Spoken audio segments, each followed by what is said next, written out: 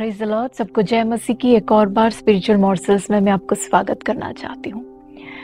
पिछले संडे को लोगों ने हर जगह पे अपने अपने माताओं के प्रति उनका जो प्रेम है उनको उन्होंने दर्शाया, गिफ्ट के जरिए, फूलों के जरिए और कार्ड के जरिए। और पिछले साल स्पिरिचुअल मॉर्सल के 20वें एपिसोड में हमने वचन से हमने मनन किया था जोखेबेद के जीवन से और हन्ना के जीवन से, जो कि मूसा की माँ और शमूएल की माँ है। लेकिन आज मैं आपसे किसी और के जीवन से बताना चाहती हूँ कि किसी और के जीवन से, वचन से हम मनन करेंगे, और वो है इस संसार में सबसे पहले जो स्त्री थी, जो माँ थी, उसके जीवन से, हव्वा। मेरे पहले प्रेगनेंसी के समय पे मैं बहुत डरी हुई थी। मुझे डर लगता था कि क्या मैं कैसे मैनेज कर पाऊंगी प्रेगनेंसी के दौरान, डिलीवरी के दौरान, मेरे शरीर में क्या सामर्थ्य है। इस तरह के बहुत सवाल आते थे। मैं पूछती थी अपने आप से कि क्या मैं एक अच्छा माँ बन पाऊंगी। प्रभु के सामने मैं रोती थी। और एक कारण मेरा डर का ये था कि हमारे भारत के संस्कृति के अनुसार हमेशा ऐसे एक पीरियड में एक स्त्री के साथ उसकी माँ या उसकी सासू माँ होती है उसको मदद करने के लिए। लेकिन हमारे साथ क्या था कि हम चंडीगढ़ में, और हमारे दोनों के माँ जो है बहुत ही दूर रहते थे। तो मैं प्रभु के सामने यूँ इस प्रकार बैठ के एक दिन रो रही थी कि प्रभु, मुझे गाइड करने वाला कोई नहीं है, मुझे कोई मेंटर नहीं है, मैं कैसे मैनेज करूँगी। तो पवित्र आत्मा ने मेरे अंदर एक सवाल डाला कि तूने कभी हव्वा के जीवन के बारे में सोच के देखा है? हव्वा को ना कोई गाइड था, ना कोई मेंटर था, ना माँ, ना सासू माँ, ना बहन, ना कोई मित्र, दोस्त। कैसे उसने कैसे मैनेज किया होगा उसके प्रेगनेंसी के दौरान, उसके डिलीवरी के दौरान उसको किसने मदद किया होगा? मैंने पूछा, क्या आदम ने मदद किया क्या? तो पवित्र आत्मा मेरे अंदर डाला कि बाइबल खोल के पढ़ो। मैंने पढ़ा उत्पत्ति की पुस्तक 4 अध्याय के पहले आयत में हव्वा कहती है, यहोवा परमेश्वर के सहायता से मैंने एक पुत्र को जन्म दिया। तो उसको सहायता करने वाला वो कहती है यहोवा परमेश्वर है। हव्वा के नाम का मतलब है the mother of all living, और आदम के नाम का मतलब है man. Mother of all living माने हरेक जीव जंतु की माँ। जो हव्वा है उसको एक हर चीज को इन्फ्लुएंस करने का एक सामर्थ्य परमेश्वर ने उसके अंदर डाला था, एक प्रभाव था उसका दूसरों के ऊपर। एक माँ होने के नाते हम नहीं जानते, हम कई बार नहीं पहचानते कि परमेश्वर ने हमें, हमारे अंदर कितना बड़ा सामर्थ्य डाला है, कितना बड़ा एक शक्ति हमारे अंदर प्रभु ने दिया है।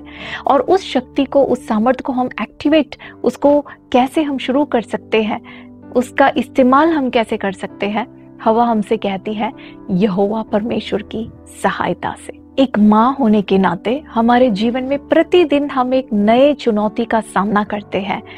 एक मदरहुड का जो एक स्टेज होता है, जैसे कि प्रेगनेंसी से लेके बच्चे का जन्म से लेके बच्चा जब चलने लगता है, दौड़ने लगता है, और फिर बच्चा जब बड़ा होता है, उसके किशोरावस्था, हर स्टेज हमारे लिए एक चैलेंज है। लेकिन हव्वा हमसे कहती है डरो मत, परमेश्वर की सहायता से हर स्टेज में आप काबिल बनोगे। हालेलुया। लेकिन इसके साथ साथ मैं आपसे एक और बात कहना चाहती हूँ। देखिए, आज के इस समाज में जब एक बच्चा बड़ा होता है, बड़ा होने के बाद जब वो बच्चा या वो बेटा या बेटी जो भी है, वो अपने मन मर्जी से जब अपना जीवन बिताती है या परमेश्वर से दूर हो जाता है या गलत कामों में फंस जाते हैं, तो समाज एकदम से माँ के ऊपर अपनी उंगली उठाते और कहते हैं ये माता की गलती है, उसने किस प्रकार उसको, बच्चे को पालन पोषण किया, उसकी गलती है। लेकिन बाइबल हमसे कहती है कि परमेश्वर ने, जब काइन बड़ा हुआ और जब काइन गलत रीति से चलने लगा, जब वो अपने भाई को मार डाला, एक भी बार परमेश्वर हव्वा को दोषी नहीं ठहरा था। काइन की गलती के लिए परमेश्वर काइन से ही जवाब मांगता है, काइन से ही वो पूछता है कि तूने गलत क्यों किया। हव्वा के सामने परमेश्वर कभी उंगली नहीं उठाता। मेरे प्रिय बहनों, यदि आप में से कोई भी अपने बच्चे के लिए रो रहे हैं, यदि आज आप अपने उस बच्चे के लिए चिंतित है जो बड़ा हो गया है, अभी जो बड़ी हो गई है और प्रभु से दूर हो चुकी है या प्रभु से दूर हो चुका है, अपनी मनमर्जी से अपना जीवन बिताता है, यदि आप उसके लिए रो रहे हैं, मैं आपसे बताना चाहती हूँ कि हो सकता है समाज आपको दोषी ठहराएंगे, समाज कहेंगे कि आपने गलत किया जब आप बच्चे को बड़ा कर रहे थे, लेकिन परमेश्वर आपको दोषी नहीं ठहराता। वो आपके आंसुओं पोंछने के लिए वो तैयार है। अब यदि हम देखें लूका रचित सुसमाचार उसके 7वें अध्याय के 13वें आयत में प्रभु यीशु वहाँ पे एक माता को देखता है।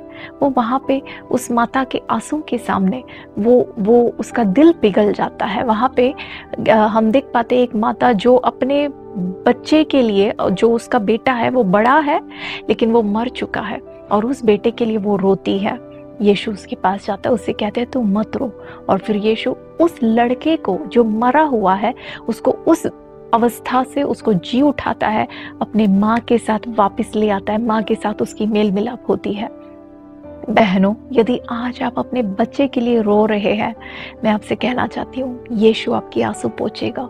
यीशु आपके आंसुओं को देख रहा है। यदि आप प्रार्थना कर रहे हैं तो लगातार प्रार्थना करते रहे। आपका बेटा, आपकी बेटी चाहे जैसी भी परिस्थिति में है, उस परिस्थिति से प्रभु उसको छुड़ाएगा। आपके साथ वापस, आप उस परमेश्वर के साथ उस संबंध में उसको जीवित करेगा, उसको वापस उसकी पूरा जो रिस्टोरेशन उसके जीवन में होना है वो परमेश्वर जरूर ले आएगा। प्रार्थना में लगे रहे। प्रभु आप सबको आशीष दे। God bless you.